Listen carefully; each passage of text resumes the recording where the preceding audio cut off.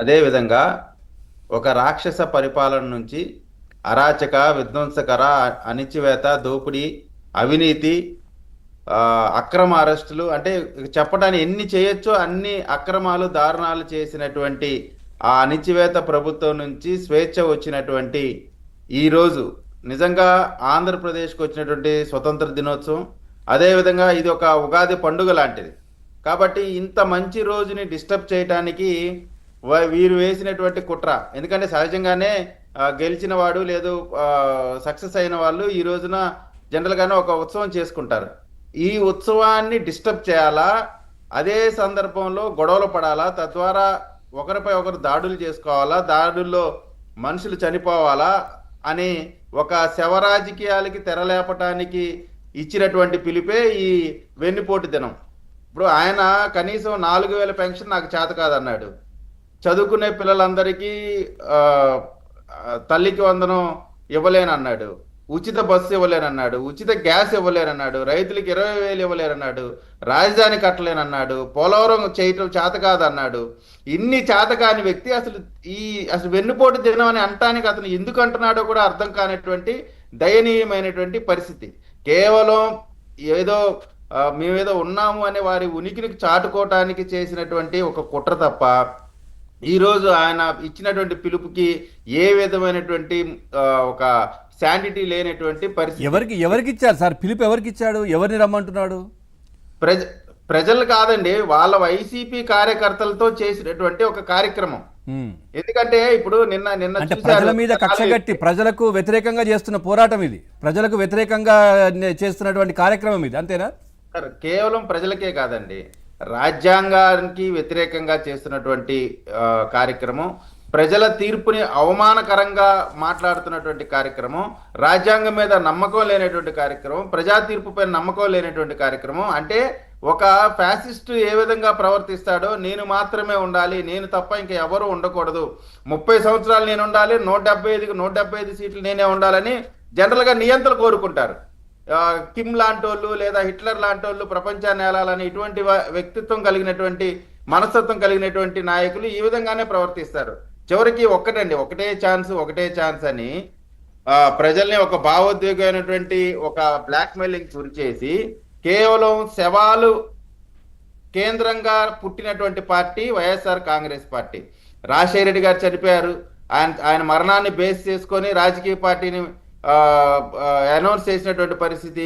రాజశేఖర రెడ్డి గారి మరణం సమయంలో చనిపోయిన ప్రజలందరూ కూడా మా నాన్నగారి కోసమే చనిపోయారని చెప్పి రాష్ట్రం మొత్తం శవాల యాత్ర చేయాలని చెప్పి, వారి ఓదార్పు యాత్ర చేయాలని చెప్పి ఒక రాజకీయ ప్రస్థానానికి తెరలేపి ఆ శవాల కుటుంబాలని కలవటానికి వెళ్తుంటే సోనియా గాంధీ అడ్డుపడిందని చెప్పి ఆ శవాలపైన రాజకీయం. అదేవిధంగా ఎలక్షన్లకు ముందు బాబాయిని నారాసురు రక్త చరిత్ర ఇది, బాబాయిని చంద్రబాబు నాయుడు గారే చంపించారని చెప్పి ఆ శవం మీద రాజకీయం. అదేవిధంగా కోడికత్తితో ఆ యువకుడు ఏదో నాపైన దాడి చేశారు, నన్ను చంపపోయారని చెప్పి అక్కడ కూడా హత్యా రాజకీయం. అంటే ఇక ఎన్ని రకాలైనటువంటి శవాల్ని ఎన్ని రకాలుగా వాడుకోవచ్చో, ఎన్ని స్టేజెస్ లో వాడుకోవచ్చో అన్ని స్టేజెస్ లో వాడుకున్నటువంటి నేరపూరితమైనటువంటి నిన్న కూడా వాడారు కదా మళ్ళీ ఆ రౌడీలను పరామర్శించి. సార్ నిన్న దాని గురించి నిజంగా ఏ రాజకీయ పార్టీకి సంబంధించిన నాయకుడు చేయనటువంటి భారతదేశంలో మొట్టమొదటి కార్యక్రమం జగన్మోహన్ రెడ్డి గారు చేశారు. నిన్న ఆయన పర్యటనలో కూడా చూశారు, గంజాయి తాగి ఆ మొత్తులో పోలీస్ జీపు పైన ఎక్కి చిందులేస్తా ఉన్నారు.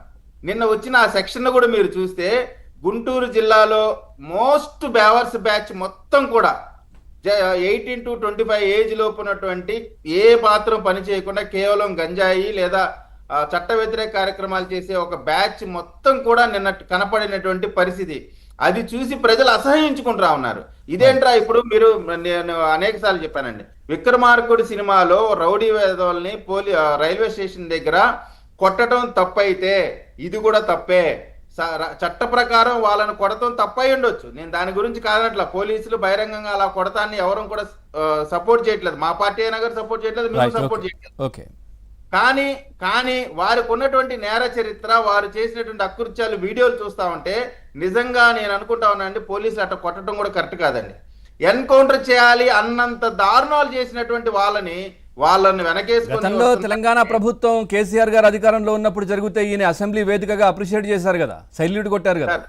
సార్ మీరు అక్కడ ఒకటి చూడాలా, నేనంటే కులాలు ఆపాదించకూడదు కానీ ఓకే, ఈ చనిపోయిన సబ్జెక్టు బాధితురాలి- మళ్ళీ మారిపోతుంది, వేరే వెళ్తుంది. సరే. ఏంటి ఇది మీ ఒకటి. ప్రభుత్వం కూడా అన్ని అమలు చేస్తూ ముందుకెళ్తా ఉంది. సార్ ఇప్పుడు మా ప్రభుత్వం 4,000 రూపాయలు పెన్షన్ ఇస్తా ఉంది. అది నాకు చేత కాదని చెప్పినటువంటి చేతకాని నాయకుడు ఈ రోజు మమ్మల్ని అసలు విమర్శించే నైతిక అర్హత జగన్మోహన్ రెడ్డి గారికి కానీ వారి పార్టీకి కానీ లేదనేటువంటిది ప్రజలు అర్థం ఓకే, చేసుకుంటారు. ఓకే. కాబట్టి మేము క్లియర్ గా చెప్తా ఉన్నామండి, ఈ రోజు పండుగ దినం. ఈ పండుగ రోజుని తెలుగుదేశం పార్టీ, ఎన్డీఏ కూటమి అందరూ కూడా పండుగలాగా చేసుకుంటా ఉన్నారు. ఈ రిజల్ట్ రావడానికి అండి ముఖ్యంగా నేను చెప్తా ఉన్నానండి, చంద్రబాబు నాయుడు గారి అక్రమ అరెస్టుతో ఆయన పాపాలు శిశుపాలుడు Right, sir. పాపాలు Right. ఏ విధంగా అయితే అయినాయో అలాగా శిశుపాలుడు పాపాలాగా ఇతని ఆ ముగింపు పలకడానికి చంద్రబాబు నాయుడు గారి అరెస్టు, అదే విధంగా పవన్ కళ్యాణ్ గారిని కుటుంబాన్ని చిన్నపిల్లలతో సహా తిట్టించడం, లోకేష్ గారండి యువగలం పాదయాత్ర సరే, చేస్తుంటే వస్తాను ఆయన మళ్ళీ అవమానాలు. మళ్ళీ వస్తాను. మహేష్ గారు నమస్కారం. సార్ నమస్తే సార్. రైట్, నిజంగా ఒక రాజకీయ పార్టీ కావచ్చు, రాజకీయ